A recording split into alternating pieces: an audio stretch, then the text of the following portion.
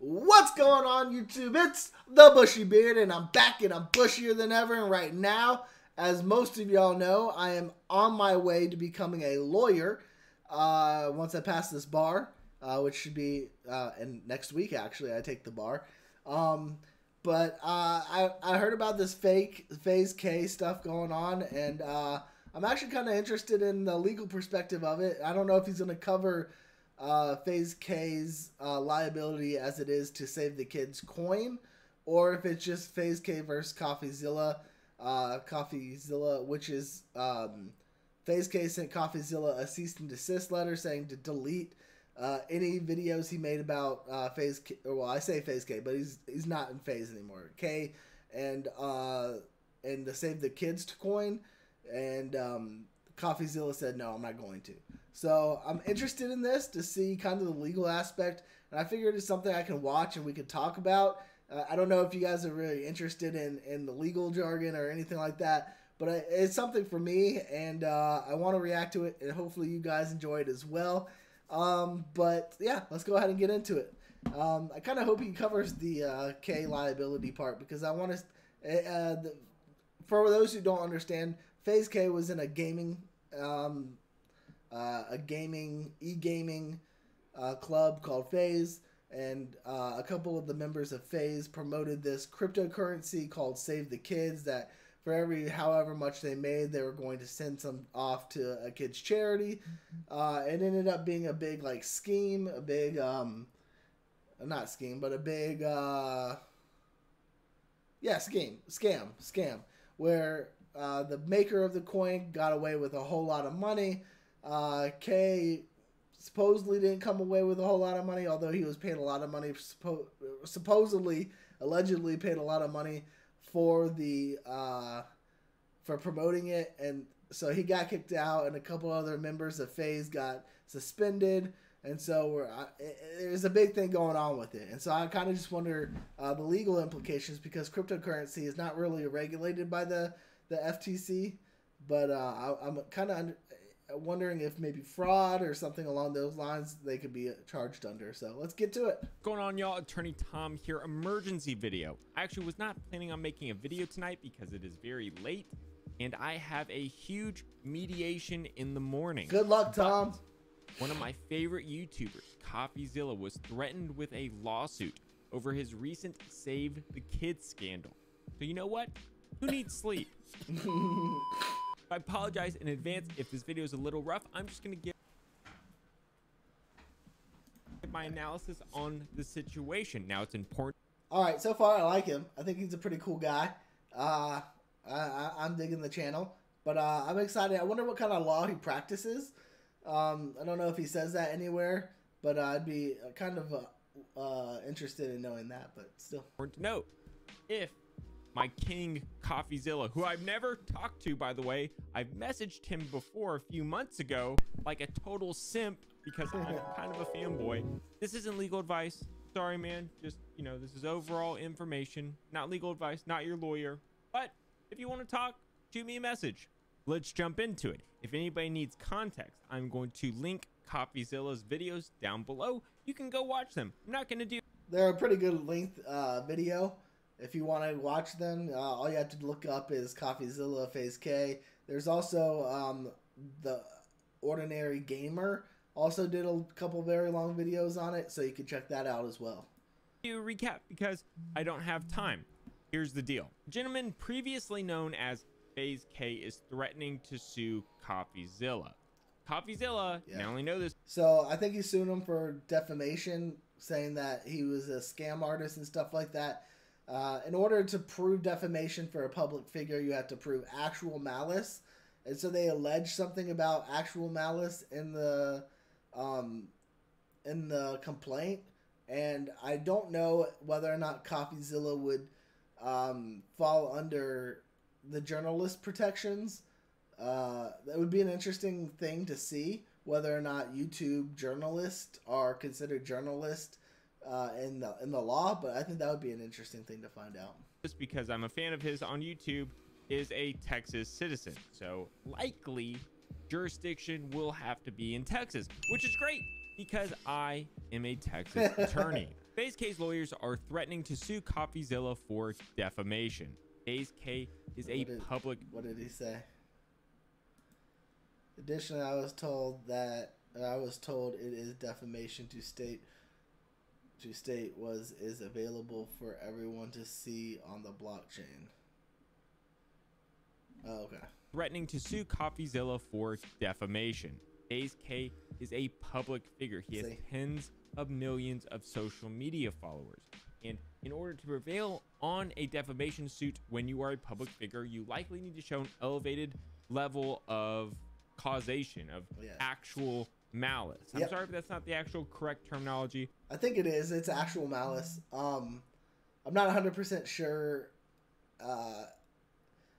what actual malice means is that you had the knowledge that it was not true and you were going to publish it anyways. And when I say publish in the law means anything from saying, writing, telling somebody, putting it on social media, publish it to the public knowing that it was false, hoping to damage your name, kind of. That's what actual malice means. Like I said, So not knowing it's true or not really understanding whether or not it's true and still publishing it is not an actual malice.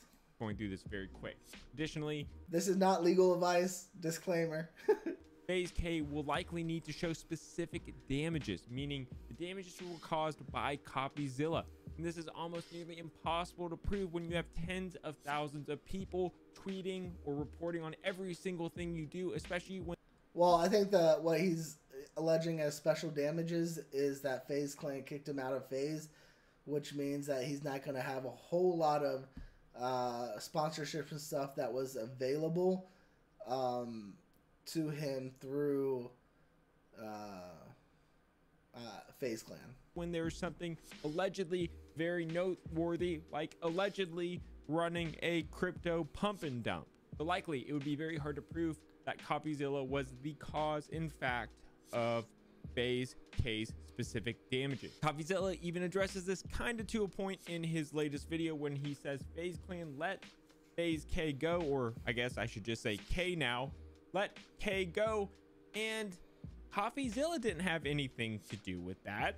They say, yeah, I think that they let him go prior to CoffeeZilla coming out with the video. Among other damages, your false statements have caused FaZe to terminate Mr. Khadrati's relationship with it, and Mr. Khadrati may as a result lose millions of dollars of revenue, and that's of course what they're suing. Because I think publicly...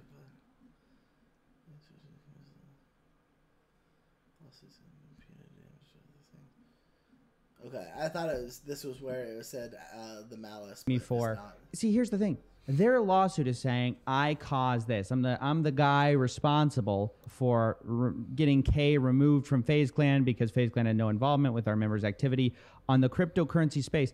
But you know who actually already admitted to this? Not me. I didn't say it. FaZe K himself came out prematurely, before I even had time to make my big video, and confessed to his altcoin thing. He said himself, it was irresponsible for me to speak publicly about coins without knowing more. That was FaZe Clan's internal decision to let him go. How are you going to prove that his one video is the reason why they decided to release him?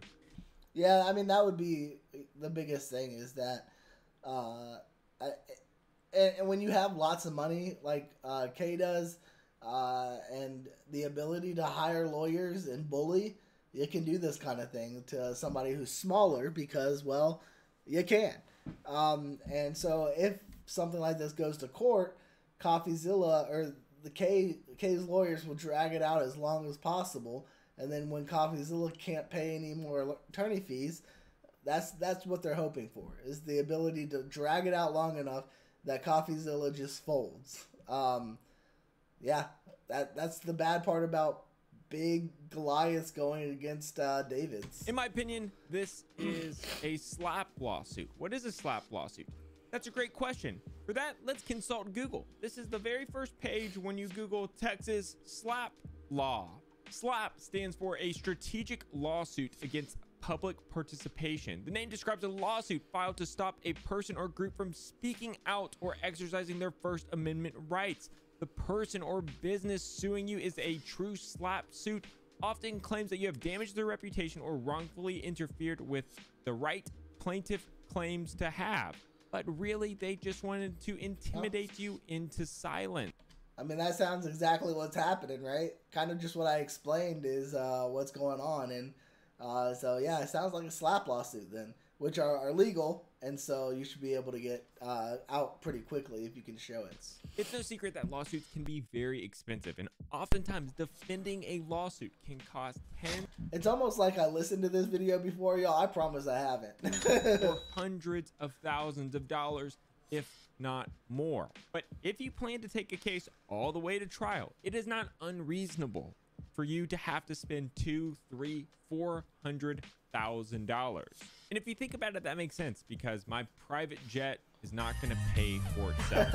And as a result of the cost associated with litigation, it is foreseeable that a party with a lot of money bully a party with less money, because they could simply just drain their resources. So you don't have Yeah, it's almost like he's reading my mind. to be right.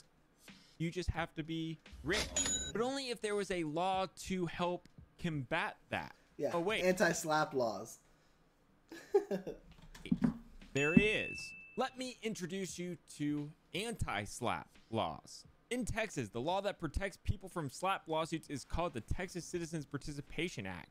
It protects your First Amendment rights, such as free speech, the right to petition, ask the government for help. The right to association is often referred to as the anti-slap law. An anti-slap motion to dismiss. This motion asks the court to promptly end the lawsuits that violate the Texas Citizens Participation Act. Help paying for the lawyer. If you win your anti-slap motion to dismiss, the other side may have to pay your attorney's fees. Now I'm going to end this I would say that they probably would have to in a case like this, but we'll see. video with a couple other notes that I want to add, and I'm sorry I wrote them down, so I might be reading them. First, you cannot get an injunction against free speech.